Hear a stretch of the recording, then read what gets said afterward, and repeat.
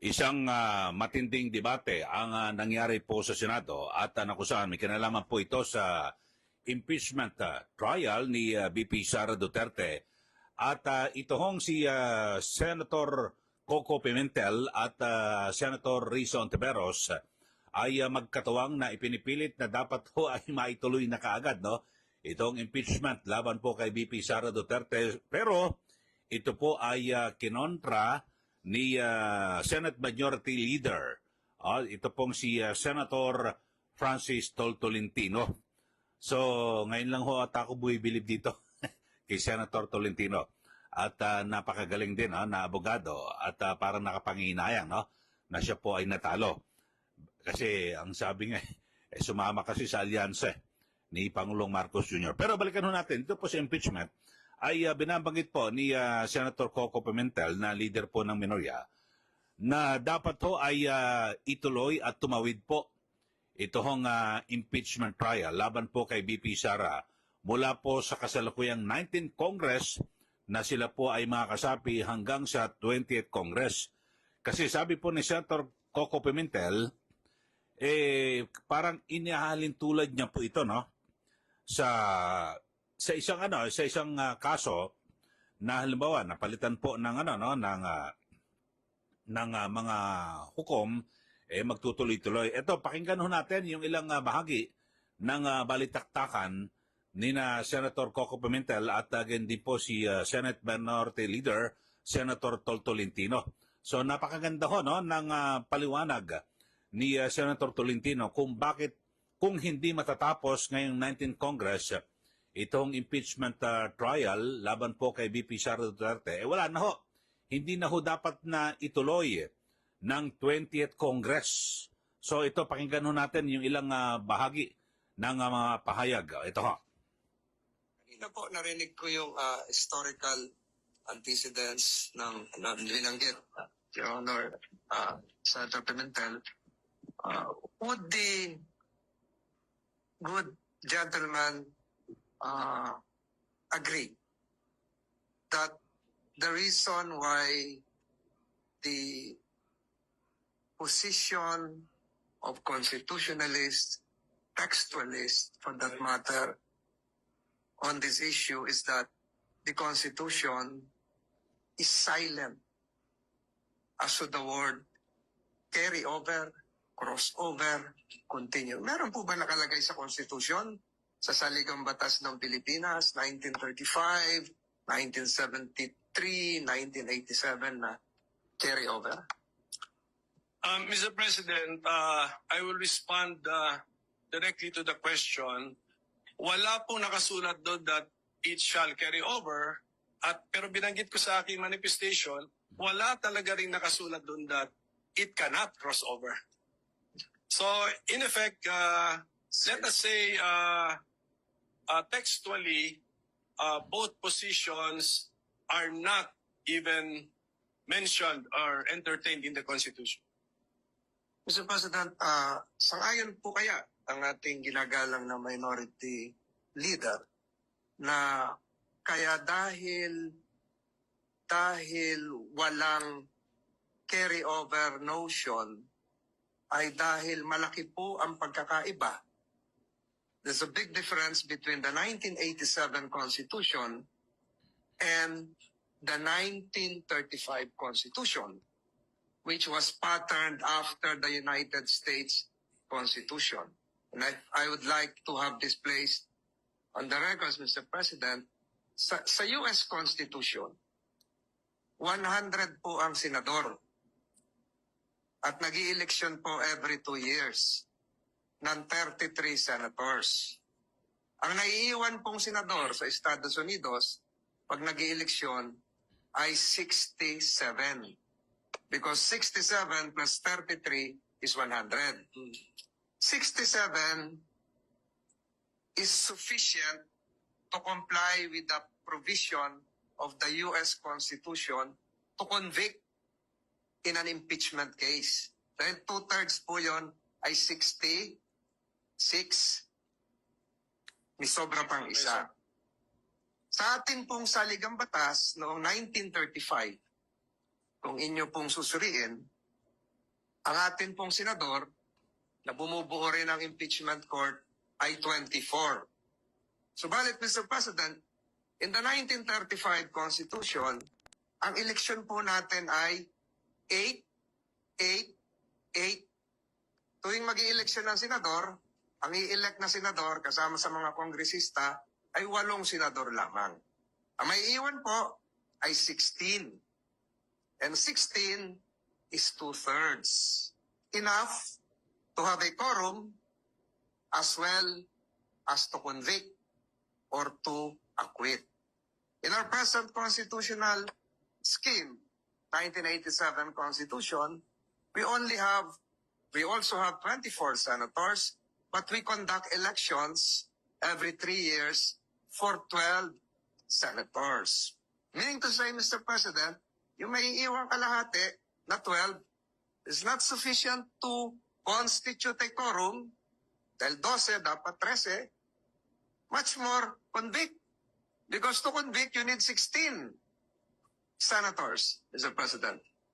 Is it now the proposition of the good minority leader that the constitutional spirit as enshrined in the 1935 Constitution, the same as the spirit prevailing, although it is not as admitted by the good minority leader, textually enshrined, the same as the 1935?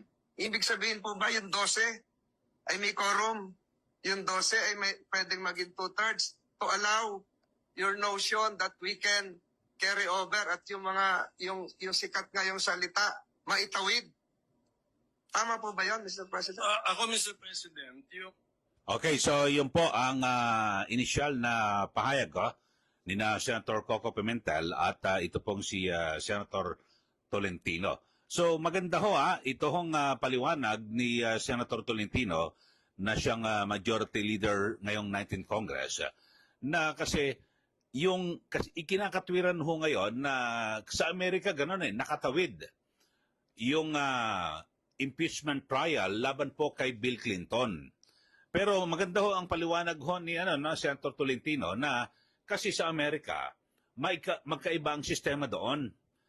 Sa 100 senators may naiiwan na 67 at 33 lang ho ang ibinoboto. So meron po silang sapat na bilang para mag-convict or mag-acquit kung meron po nakasalang na impeachment. So pwede rin ho tuloy-tuloy. At dito ho sa Pilipinas, mga kababayan, noong 1935, pwede ho. Kasi ipinattern ho natin noong 1935 Constitution sa US Congress. So na kung saan ay, maganda ho ito pakinggan nyo ho, na noon ay 24 din na ating senador. Pero nag-i-elect lang ho tayo ng 8. At may natitira na naiiwan na 16. Na kung saan, yan po ang numero na pwede ho, may sapat ho na bilang o quorum para mag-convict or mag-acquit kung meron pong nakasalang na impeachment. Yun ho. So ngayon ho, yung sa 1987 Constitution, mga kababayan, ay 24 pa rin ang senador, kaya lang 12 ho ang ini-elect natin, so may naiiwan na 2.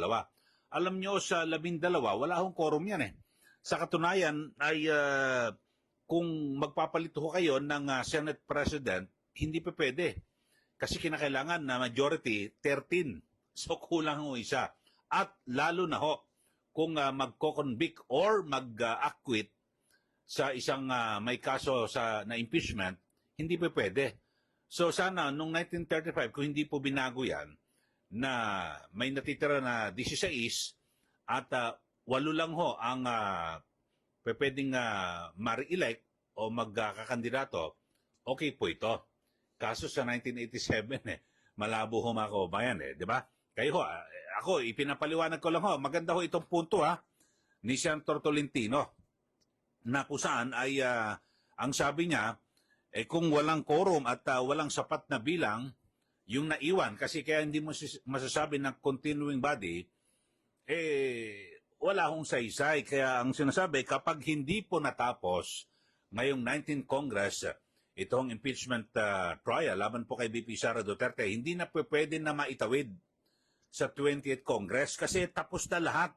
Yung kanyang pananaw lahat ng mga business, lahat ng mga gawain na sinimulan ng 19th Congress, pag hindi natapos, wala na ho yan at hindi na pwedeng ituloy ng 20th Congress. Maganda ho, ito paliwanag ni Senator Tolentino.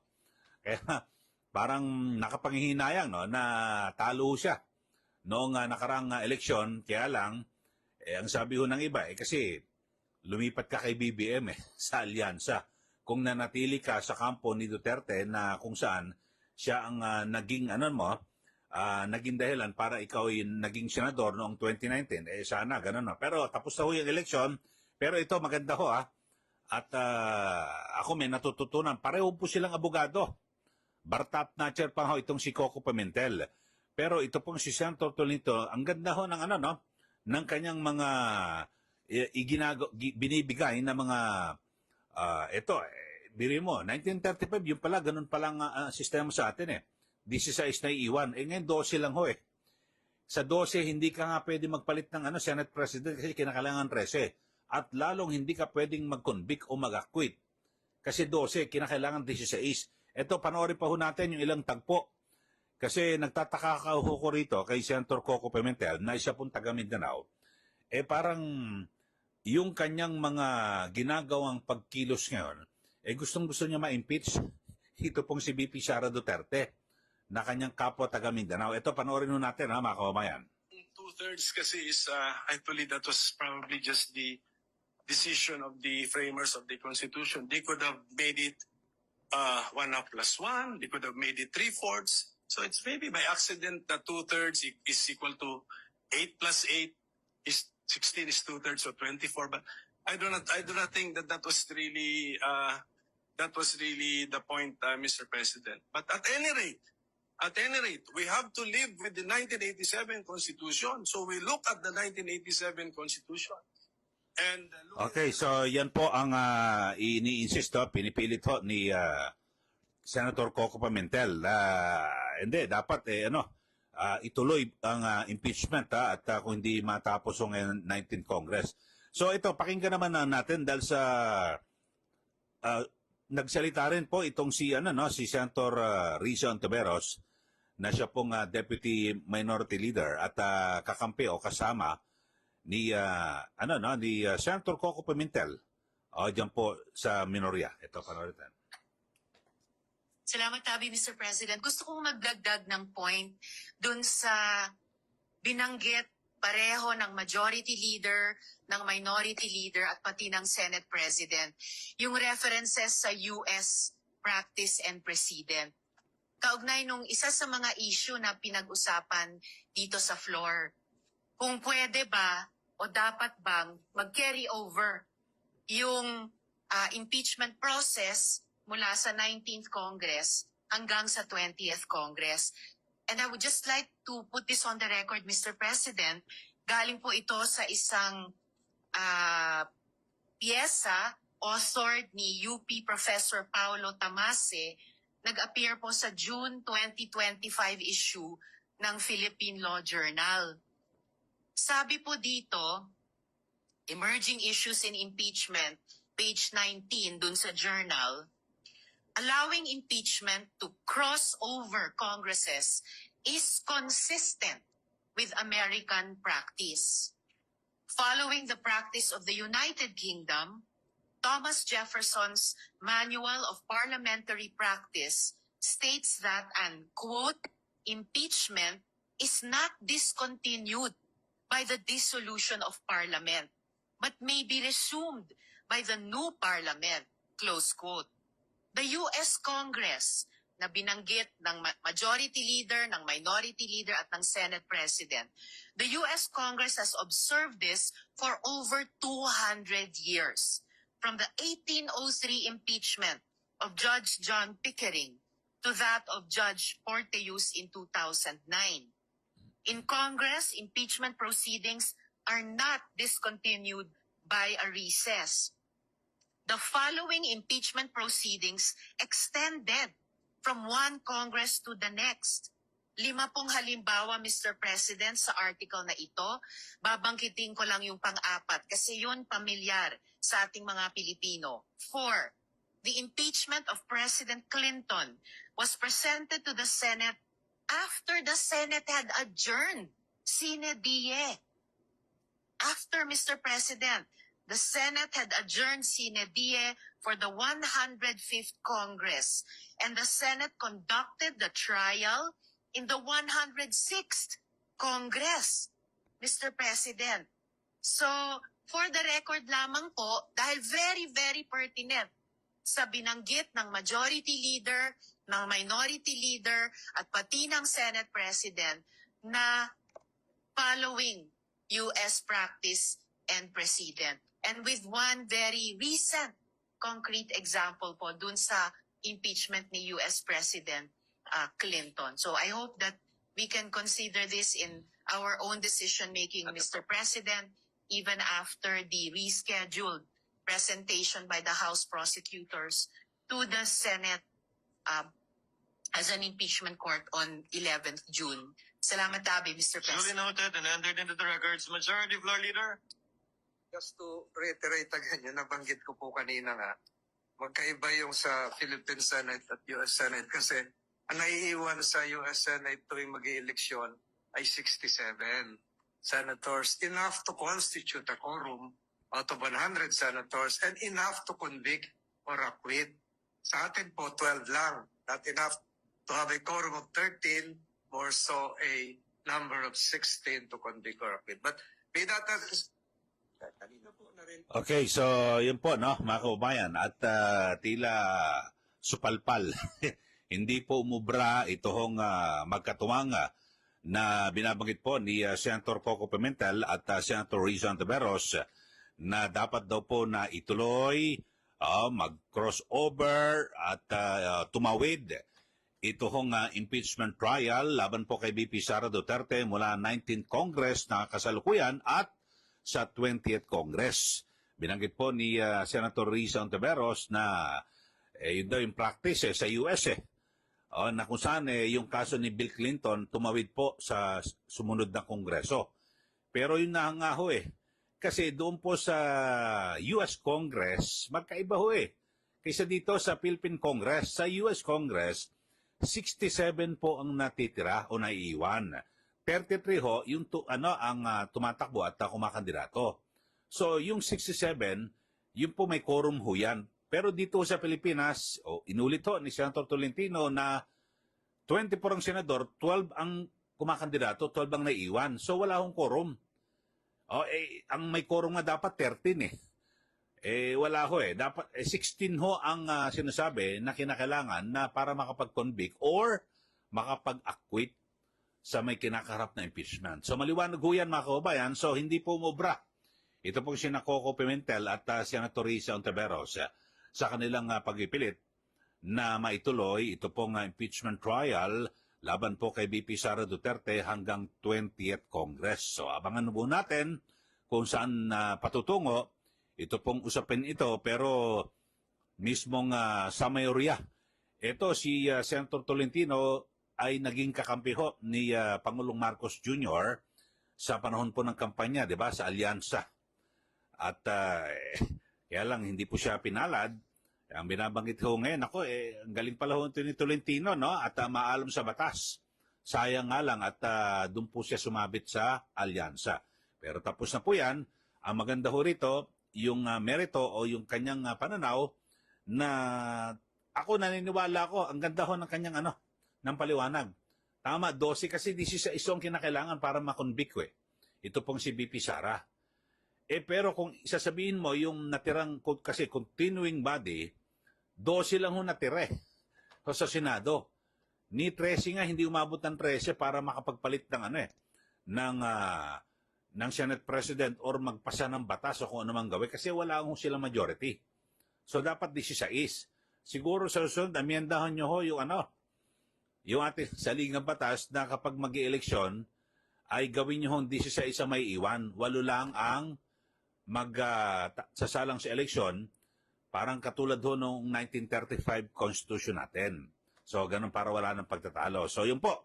Sumatotal, kayo ho, ano ho ba nakikita nyo ang pananaw niya rito? At kasi ito, si Senator Coco Pimentel, na taga Mindanao ho, at yung kanyang ama, dating Senate President Nene Pimentel, malapit po yan kay dating Pangulong Duterte at bago po siya yumao at siya po ay siyempre ay kapartido sa PDP laban. Pero ngayon ho, nag-iba yung ihip ng hangin ng anak na si Coco Pimentel at ipinipilit yung impeachment.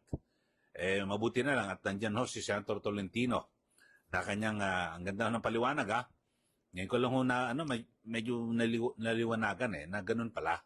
Kaya pala sa US, tumawid yung kasong impeachment ni Bill Clinton dahil sa 67 pala. So meron ho silang quorum, may sapat na bilang para hatulan o iabsuelto itong si Clinton. Samantalang dito ho wala 16 ang kinakailangan 12 lang ho naiwan So malabo na. So titingnan ho natin at ako sa aking pananaw, dahil dito sa binanggit ho ni Senator Tolentino, mukhang hindi na po tatawid sa 20th Congress ito hong impeachment trial laban po kay BP Sara Duterte. Antay na lang kayo sa 2027 o 2026 kasi may 1 year ban kapag kailan minsan lang ho nakakasuhan ng impeachment at papalipas ka ng 1 year tapos pwede ulit mag-file. Yun, tayo nyo na lang ho mga kababayan. Pero kayo ho, yung ating mga listeners, mag-comment na ho kayo. Ano ho ba nakikita nyong motibo ni Senator Coco Pimentel sa pagpipilit na ma-impeach ito po si BP Sara na siya po'y taga Mindanao at kapartido niya kasi parang nagkaroon ng problema sa PDP laban. Si Senator Rizal Tiberos, alam naman natin bagamat hindi po siya abogado, pero alam naman natin talagang siya po ay kakaiba dahil hindi naman to taga Mindanao. Pero siya po ay nagpipilit din na ituloy itong impeachment trial laban po kay BP Sara Duterte. Sa mga bago lang po sa ating subscriber o sa ating mga bagong listeners dito po sa ating YouTube channel, yung ating mga viewers. Kasi listeners, nasasanay ako sa radyo kasi ako lagi, di ba?